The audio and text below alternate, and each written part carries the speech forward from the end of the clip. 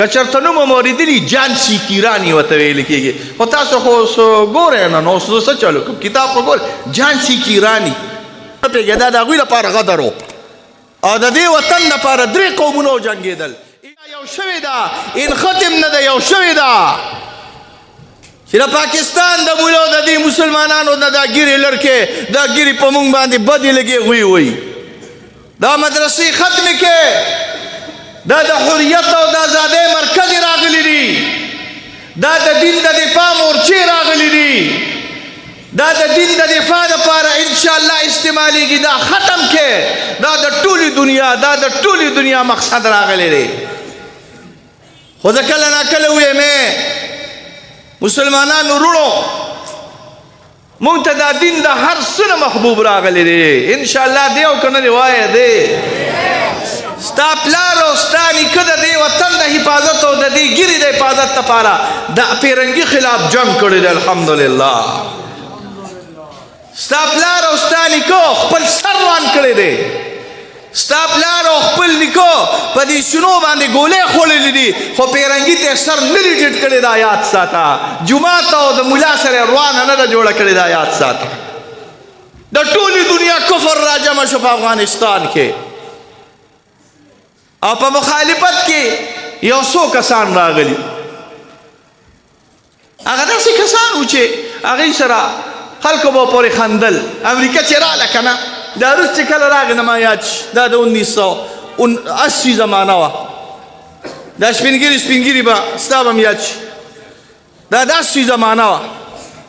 او دې خلکو به وي په تورخم راغی په تورخم راغی په تورخم راغی را یاد دې شي که په تورخم راغی موږ وی د دغه پلار دې په تورخم راشي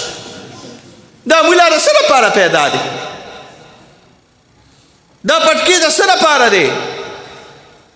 دا ستاسو دا وظیفې چې خورو دا د دې لپاره خورو چې ستا د حیا جنګ به م کوو انشاءالله ستا د مدرسې او ستا د عقیدې جنګ به م کوو مونږ تا نه وظیفې خورو خو هسې وظیفه خواره مولیان نه وګورې مونږ تا نه الواګانې خورو خو ګورې داسې الوا خواره مولیان نه وګورې مونږ د الوا په وخت کې الوا خورو خو چې کله ودرېږو په میدان نو زمري و الحمدلله مونږ د وظیفې په وخت کې ستا نه وظیفه خورو خو چې کله په میدان د جنګ کې ودرېږو نو بیا ورشه د کابل د غرونو نه تپوس وکړه بیا ورشه د لغمان د غرونو نه تپوس وکړه بیا ورشه د پامیر د غرونو نه تپوس وکړه بیا ورشه د دشت لیلا نه تپوس وکړه بیا ورشه د قندار نه تپوس وکړه بیا ورشه د تورې بورې نه تپوس وکړه چې دا مولا چې تا به ورته وظیفه خور وې چې دا مولا چې تا به ورته ونډه خور وې چې دا مولا چې تا به ورته د ډېر خوراک واله وې دی چې کله لیونی شو نو بیا لیونی شو یاد ساته ګورې دی چې کله ودرېد نو بیا ودرېدو دی چې کله ودرېد نو نه د امریکې ومنله او نه د روس ومنله امریکې هم دله په کونه کېنوله الحمدلله روس هم دله په کونه کېنو ګوره یاد سات دا د عالمانو د دیوبند برکت دی زه سوچ وکړم کله ناکله په دنیا کې 3 مدرسې یاد ساتئ ښه غټې غټې هغه مدرسې نه دي هغه فکرونه دي یو د مالکیانو یو مدرسه د زیتونیه ورته ویل کېږي دا نوم ځان سره یاد ساته زیتونه دا په الجزایر کې ده که چېرته نوم مو اورېدلي قیروان یا قیروان ورته ویل کېږي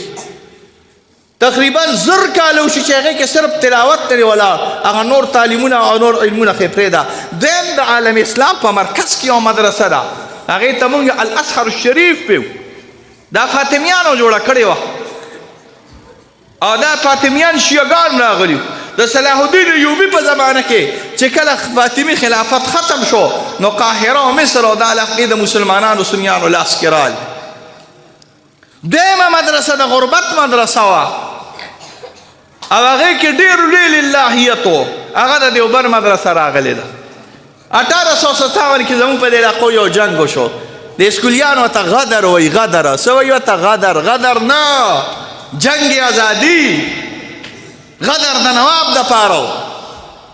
غدر د پیرنګي د پاره غدر د پیرنګي د جنګ ته پاره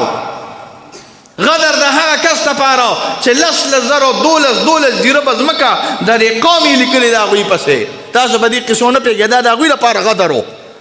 او د دې وطن لپاره 3 قومونه وجنګېدل هندو مو جنګېده که چېرته نوم مو اورېدلي جانسي کیراني ورته ویل کېږي خو تاسو خو اوس ګورئ نه نو اوس زه څه چلو کوم کتاب خو ګورئ جانسي کیراني جانسي علاقه ده ښه او د هغې راني مشهوره وه جانسي د قنوج سره علاقه ده مشهور ترینه حریت پسنده زنانه په هندوانو کې تېره شوې ده ښه جانسي کیراني که تاسو چېرته اورېدلي زمونږ دا علاقې او زمونږ په دې مغولو کې په هندوستان باندې په دغه وخت کې یو بادشاه صاحب ناست و بهادر شاه ظفر به یې ورته وي څه به یې ورته وي بهادر نوم یاد سات مسلمانانو جنګ وکړو سیکانو مو کو سیکان هم پکې راغلل سیکانو مسلمانانو دې ټولو جنګ وکړو جنګ چې کله وشو د خدای قدرت ده هغه جنګ مسلمانانو بیلو یوازې د امرتسر نه صرف د چاندني چوکه پورې 50,000 عالمان قاریان دا پانسي کړلی شو 50,000